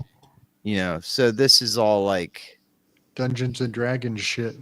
Dungeons, yeah, totally. From sinister initiate to sinister adept. It's like, yeah, that's all. So bunch of fucking edgelords. Right. Totally. It is. It's a bunch of, but I mean, so I don't know what you're trying, I think it's interesting still, but it's like, yeah. I think it's kind of like D&D. The key with these guys would be to see if anyone's ever been arrested associated with them, and see if there's ever been any sort of thing connected to them. Yeah. Well, I would point everybody to William Ramsey's research on the Order of 9 Angles, because he's actually gone on to some of their forums where they chit chat to each other and speak in their bro code about calling people. It's like the most dangerous game. Yeah. And they have found a way to talk about it without self-incriminating. So that is where it gets creepy with them, Right. because it gets like smiley face sort of Yes. killerish. you know what? Let me say this, guys. Hold on. Let me say this. Like PK, I agree that Yeah. it's like Dungeons and Dragons edgelord bullshit. But let's think That's a about good way to how hide it. right, and let's think about how Jordan Peterson is going to be just like a Gatling gun, broad brushing everybody on the internet with the dark triad and saying everybody is anonymous and evil and they're bringing their worst to the table. But he will not talk about this order of 9 angles. And so his projection onto the internet is actually what the order to 9 angles is like. Yeah, that's us. We are what Jordan Peterson is so afraid of, but he will never put those two together. He's going to Damn, paint. I can't hear anything. I don't know if y'all could hear me. I hear you. I lost I hear all sound. Really? Okay. I hear you. You sound good. It's the 9 angles. Do you hear what I'm saying though? That like Yeah. Jordan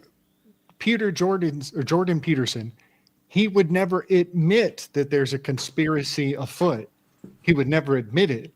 But everything that he's projecting on random people on the internet is the characteristics that I'll be they're right back recruiting in, for. gentlemen. Cool. So there's something about, I'm just saying, Jordan Peterson is like the accusation of the dark triad. And the order of 9 angles is the recruiting venue for people who are responding to the Jordan Peterson narrative. Is that making sense? That there's there's an anode and a cathode, but Jordan Peterson will never even talk about this level of the conspiracy world. He's going to turn a blind eye. I don't know if this is official or whatever, like from the order of 9 angles or whatever, but look at how what they define it.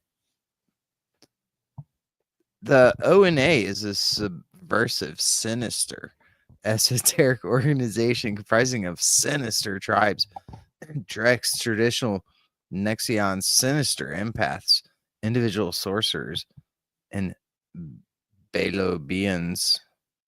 One of the primary aims of ONA is to develop a new type of human being by using and developing our latent abilities by means of the dark arts and by breeding a new type of individual character, with this new type of character being a sinister one, which itself can only be nurtured and developed by practical means and through practical ecstatic deeds. What's ecstatic mean? That's a good question. All of what they're talking about is totally like making Machiavelli into your handbook. You know what I mean? If you're studying Machiavelli, then you're going to come out primed for that kind of ethos that they're advertising, sensationalizing. It's over the top. Look up that word, and it goes often associated with certain forms of modern Satanism. Totally weird. Yeah. But I think that's really something. Like, I would love for somebody to backstage. Okay. I don't know why the heck that always happens when towards the end, it's been happening every time. The sound just goes out. No reason. Yeah. Sorry. I didn't see you backstage. I was in full screen. You're fine. So I missed a little bit of what you were saying, but okay. I was kind of picking up a little bit of what PK was saying. So I don't know if it was related. Well, and I don't know, maybe there's a way to move forward with this idea that like Jordan Peterson is broad brushing the anonymity of the internet with all these people are Machiavellian dark triads. And I just want to say, like, we're actually in a time and an age where everybody is moving into sovereignty, the power to the individual, and even being your own boss. You know what I mean? Being an independent contractor. And so all of this pop psychology that Jordan Peterson has totally taken way too far is actually, it lands with the new way of making money in the world as independent contractors. You know what I mean? So while he's vilifying it with all these psychological labels and jargon, most people are sitting there and they're like, hold on, motherfucker, that's how I make a living. You know, I have to be very self-centered to make a living. Thank you very much. Do not psychologize my gainful means. You know, don't psychologize my gainful means in the world. But I want somebody to force Jordan Peterson's hand to actually look at the order of 9 angles, so that the words that he's Gatling gun scattershot, that they actually land on the target he's describing. Does that make sense? Yeah, yeah. Speaking of businesses that people are starting up on their own, I thought I shared this with you guys in the group, but I don't know if I did. I found this symbol for a local cannabis shop here that was the order of 9 angles. Their symbol. It was just behind an eye, like an all-seeing eye. And, What? and it was called Elyon. So if you look it up right now, I could probably find. Let me see, Elyon. I actually thought that was a pretty dope symbol. Like, So like, here I could show. what do you guys search? Elion weed. Just type in Elyon cannabis. There's like kind of different like ways that it looks, but the one I saw, the star was way more prominent in the back. But that is, I think, the 1, 2, 3, 4, 5, 6, 7, 8. No, that only has 8, unless you count the top. This thing. See, there was like it's like hidden within the triangle. And I was like, I just thought it was super sketch. It does have something. 21, yo, let me in.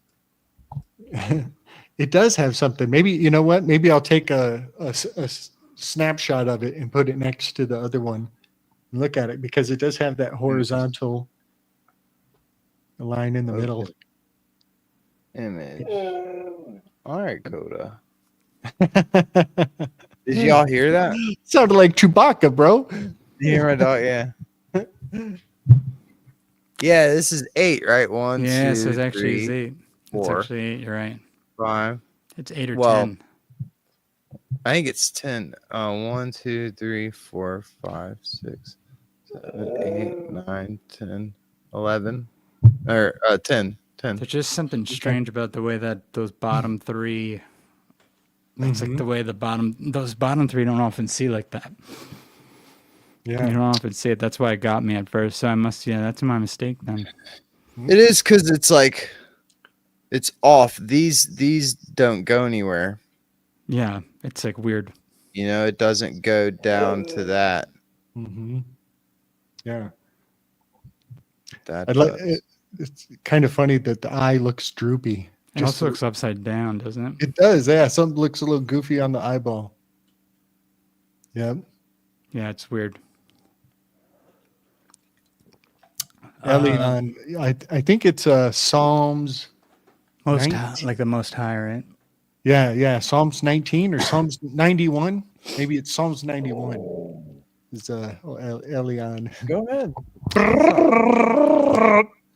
The only other thing I have was I was actually looking a lot at that In the Park little short film that Charlie Chaplin did, which also starring a guy named Leo White, which I thought was interesting, because the whole thing seems to be around a thief in the park who looks exactly like that thief in the placenta cake picture. Yeah, same sort of freaking dress, same mustache and beard and everything like that. And he's attempting to steal hot dogs and sausages and handbags from a nurse. Like, whoa. Like it's man. Gets weirdly like a placenta cake. Totally. That just that's in my head. I just start thinking placenta cake with stuff like that.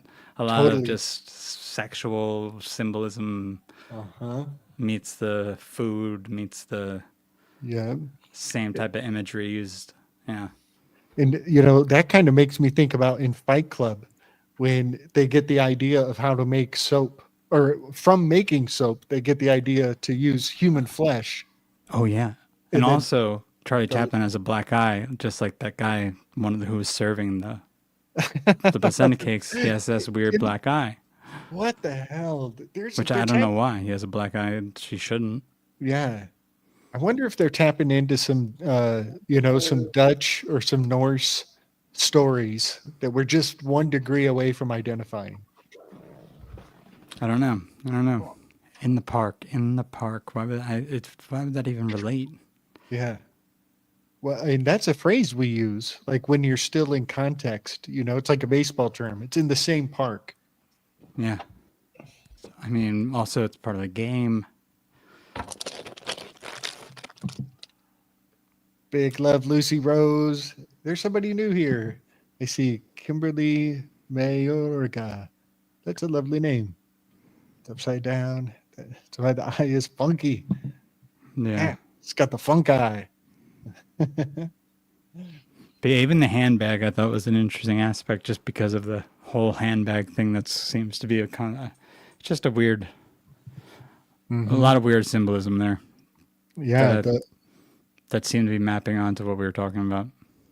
yeah. There was a old weave with Juan and Carla Ionescu. We were talking about Perseus and how Perseus is like might be the only. I'm okay if I'm wrong, but I think he's the only stellar character who has a bag intrinsic to his mythology, and this is the red sack that holds the head of Medusa. Oh, And Medusa's head is the Algol star that is on the hip of the Perseus constellation, and I believe Algol, it has a nebulous. It's erupted in history. And so there's good reason for a nebulous in the Algol star to be the reason why, the Medusa is very superstitiously imbued into our genetics, because I think the Algol star was radiating for a prolonged period way back and causing children to be malformed in mass. And so these children are being malformed, and people are like, well, that fucking star is acting crazy.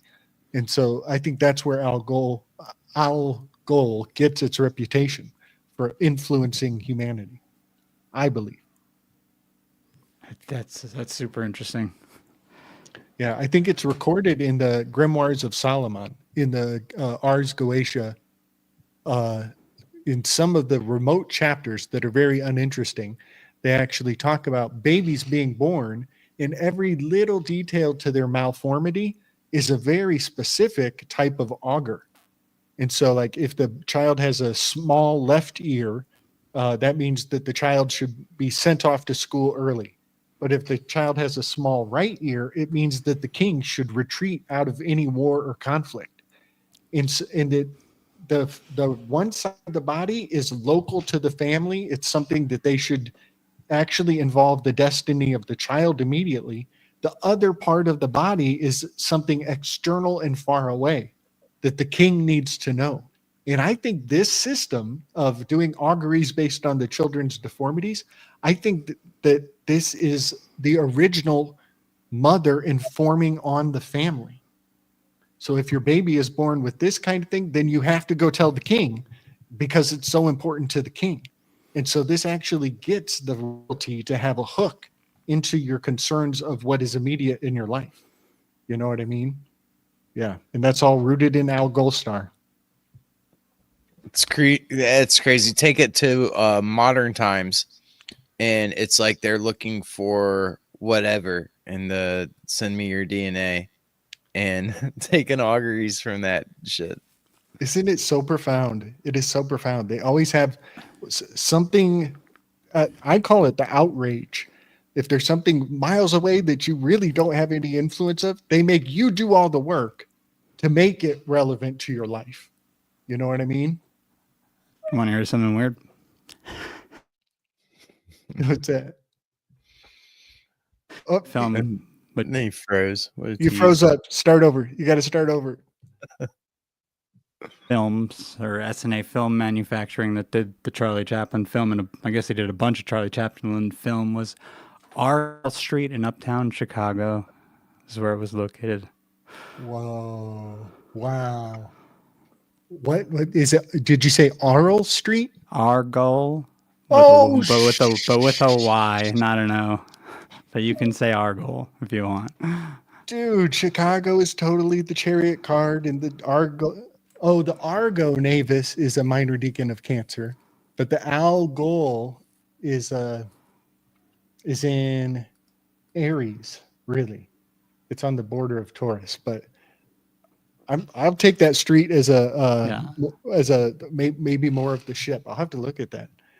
Yeah, he was very important because of the Depression, right? Like his time frame. A lot of people were actually going into the theater for reprieve.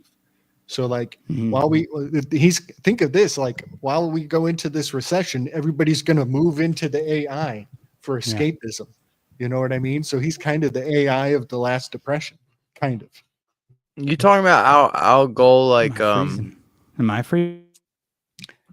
This I one? I think you are. Yes. Yep. I'll go. That's crazy. It's kind of even with this sun Right now. Mm-hmm. Yeah. See? Mm-hmm. Yep. Perseus. And that's in his name even. You know, he's got a purse on his hip. And I think it was Versace had a murder mystery many years ago that involved somebody being decapitated in the family of Versace. And that was just so profound that we were talking about it. I forget most of the details, but it's just profound because there's only one big purse in the sky. And it is the one that's a Gorgon's head. It's the Gorgon's head of Medusa on his head. Oh, shit. Yeah. Yeah. I think it's called the Versace murders. And so the Versace murders have a decapitation, which is apropos because in the stellar bag, in the stellar sack, is where the head of Medusa is located. Mm. And like her reputation for turning people to stone, that's actually what was happening with the babies during that nebula. You know, the effects of these stars were actually turning the children into stillborns, maybe. Which is wild. Yeah. That's wild. Yep. And I just love these myths because it really vindicates superstition. You know what I mean? Like if you research the Algol star, they'll say some people call it the demon star and some people call it the star of doom and death and destruction. And you're like, oh, those silly people. They're so silly. They need a bad guy for something. But you're like, no, hold on. There might be a really good reason why something was happening there once. And people believed that the babies were affected by it. Whether it did or not, the people believed that it did, you know, and that's why it's the Star of Doom. Big love, green-eyed crow. Also, Hermes had a bag on his hip to collect souls, right? Still works. There's a Hermes handbags too. Yeah, I think Perseus gets the shoes and the sword from Hermes. Is that right? Let me think. Nope. He gets the shield and the sword from Hermes, but then he goes and he hooks up with the three nymphs, and the three nymphs they redress him. They give him redress, and that's when he picks up the shoes, the flying sandals, the purse, and the helmet of invisibility. That's kind of wild. It's an eclipsing binary. Oh yeah. Every 68 hours and 49 minutes, this demon star blinks for roughly 8 hours as the dimmer star of the pair passes between the brighter and the Earth. That's kind of cool. It has a signal repeat, right? Yeah, like it freaking blinks at us. Ain't that trippy? Uh-huh. I think that star that's some like vibration shit going on. Yes. That's neat. I think this is the star where Jacob wrestles with an angel all night long while the Israelites cross over the river And once they're all safe on the other side and he's tired from wrestling, the angel puts a demmock on his hip. And this death touch collapses him. And then he receives his new name and he becomes Israel. And that striking on the hip, I think, is signified also by this star on the hip of Perseus. Man, I love this website. This constellation of words. Yeah, man. Yeah. Killer.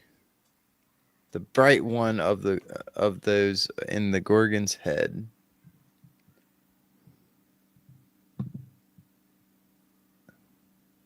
Is Jack Green-eyed Crow. Big respect. That's a good call. I've never stared at it for any prolonged period. What's that? What She says, sometime I worry about looking at it too long. I don't know what kind of downloads I'm getting.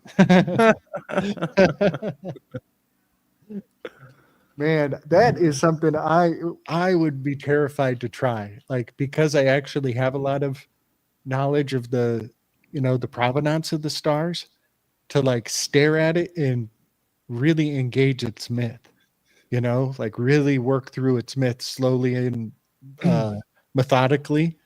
I think there's a lot to be garnered from that potential, especially yeah. Keep going. Yeah, I was going to say, especially if you stare at its reflection in a glass of wine on just the right alignment at the perfect time of year. Yeah, there's all kinds of ritualizing that's, I'm quite sure, very possible. I'm trying to look up. This is interesting too. There's a whole article here saying how Chicago created Hollywood. So that's another interesting thing. Speaking of the stars, metaphorically, yeah. I had never really heard that. Yeah, that's interesting. And I wonder if Chicago doesn't. Oh, they got plenty of theater. I wonder if they. And this is all just from Chaplin's one company, that film company. They're actually the first film they were going to release was called The Egg, which is interesting. Speaking of The Egg, and they also had a 3D system back in 1923 they tried to roll out. Whoa. Didn't work. Whoa. Didn't catch on, though. Dude, that's 101 years ago. Like 102 years ago. Yeah, it's a long time ago to have some sort of 3D film going on. Damn. How synchronistic is this? So right now, we are in the safe zone, if you will, where Algol is blocked out by the sun, and it's really only blocked out for from May 5th to May 14th. It's in the beams of the sun where we can't really observe it. So see here, I'm at sunrise looking east. Wow. Algol's right here. So from May 5th, it starts to be like, okay, we can't see it. Dude, that comports to the mythology of how to conquer Medusa, is to put yourself in a position where you can't look directly at her. Yeah, totally. And this is only how many days is that? 9 days. But this isn't like exact. There's many factors that go into this, of your elevation, when sunrise is the atmosphere, blah blah blah. But what I'm getting at is then come to the 14th. Now is when, if I turn on the atmosphere, you could see. But where's atmosphere? But basically, come the 14th, it separates enough from the sun that you could catch it right before dawn. What I'm getting at. Yeah, that's really nifty. Yeah, that's neat though. And cameloparditis is right there next to it. Cameloparditis is kind of a chimeric concept. It's a giraffe, but its name is like a camel leopard.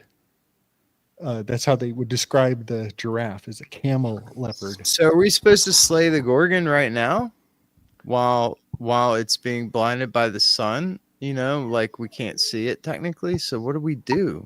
What do we do? That actually kind of tracks. Like we're Right? in the bull, right? And so even the idea of a bull market is like encouragement, bravery, heroism. It's a time for taking advantage of the 20% margin in your favor, you know? Mm-hmm.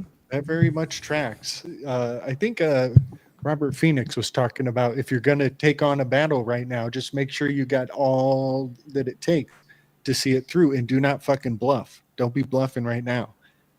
And also be careful where you engage. Choose your battles wisely.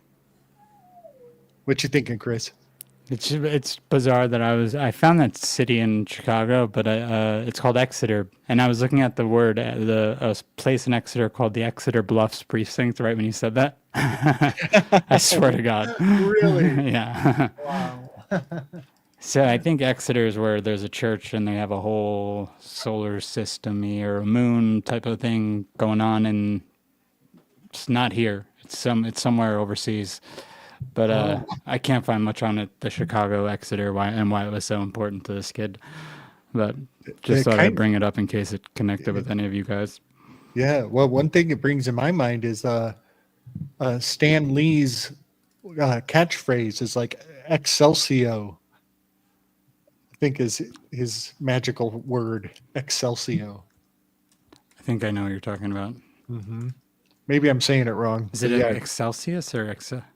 I think it's Excelsior. It's like his way of saying skadoosh. Okay. Yeah. That dude was handled to the last days. The headlines around Stan Lee were so revealing. They were so revealing, you know? Excelsior. Okay, Excelsior. Yeah, but yeah, his last days, he was pretty much commoditized so that his family couldn't see him. You know what I mean? He's like secured away behind control valves and stopgap measures so his own family can't even see him. And they had a sense that he was coming up to his final time in the realm. And yeah, but that'll probably be a movie someday. I bet there will be a Stan Lee movie someday telling us how Hollywood's keeping everybody on lock. Tom Hanks to play him. They'll do it soon. They totally would. They totally would. Did you guys see Macron with his white bag of powder caught on film? Did you guys see that? He was caught now with one? Macron. Emmanuel Macron. Yeah. France. I'm saying they did catch him with one. Did they call him out or no? It's he and two other guys. I feel like they're on like airplane boardroom, maybe, but they just kind of walk in the room and they're all giggling and glad-handing each other, and then they all sit down, and right in front of them there's a bag of cocaine on the table, and the other guy there's a line of cocaine, and all of them realize at the same time that the cameras are recording, and Macron just kind of grabs the bag, looks guilty as fuck. He looks right up at the camera like, you didn't see that, did you? And then the other guy just puts his arm over the rail. He just puts his arm to cover the rail, and they both look super guilty at the camera. That came out. They had caught, I think, a guy in Australia or New Zealand. I can't remember which one. I think it was Australia, one of their prime ministers or whatever the hell they're called out there. He was wore glasses. They caught him, like, literally have him on film turning around. Whoa. And no one said a word. Jeez Louise. We need to be drug testing all those fools. If they're going to be running countries, they need to be double, triple, quadruple control tested. Like it was when he was going like, if you're not jabbed, you're not going to get outside, you're not going to get a job, you're not going to have anything. Blah, blah, blah. He get himself all amped up and by doing a little bump. Yep. No one said anything to him. It was the weirdest thing. There are a bunch of videos of it. Yeah, Macron, the macaroni. That's the old way of saying lighten the loafers. Calling somebody a macaroni.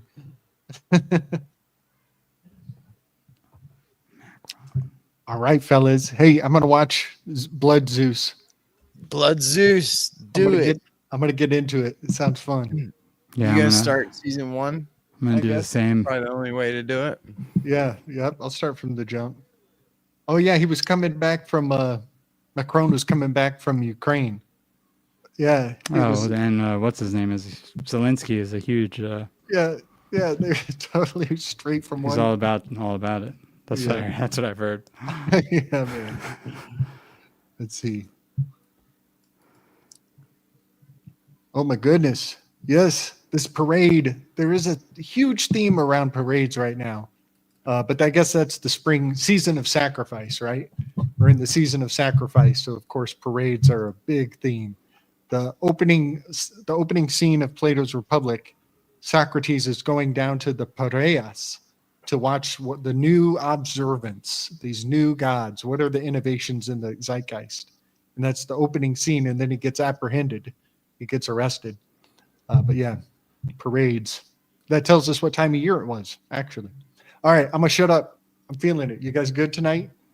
Yeah. Everybody next time, let's throw some stuff around before we come on. So we're a little bit. I felt like we were a little all over the place today. Big time. Yeah, we definitely were free balling. Yeah. Apologies. All the way, bro. Yeah, man. Yeah. We'll bring some Blood Zeus next time we come together. And we'll bring some goodness. Thanks everyone for being here. Hard. Thank you guys. We'll hit hard next time. Thank you, Gabe, for hosting. Yeah, man. Gabe, thank you. Fun. I'm gonna remember to collect the into our switches. I'm gonna start a list of really potent into our switches because a list is better than just a couple examples. Yeah, that'd be cool. Big love and respect, everybody. All right, everyone. Slickdissident.com, bleep blah beep bop boop bop boop beep beep beep.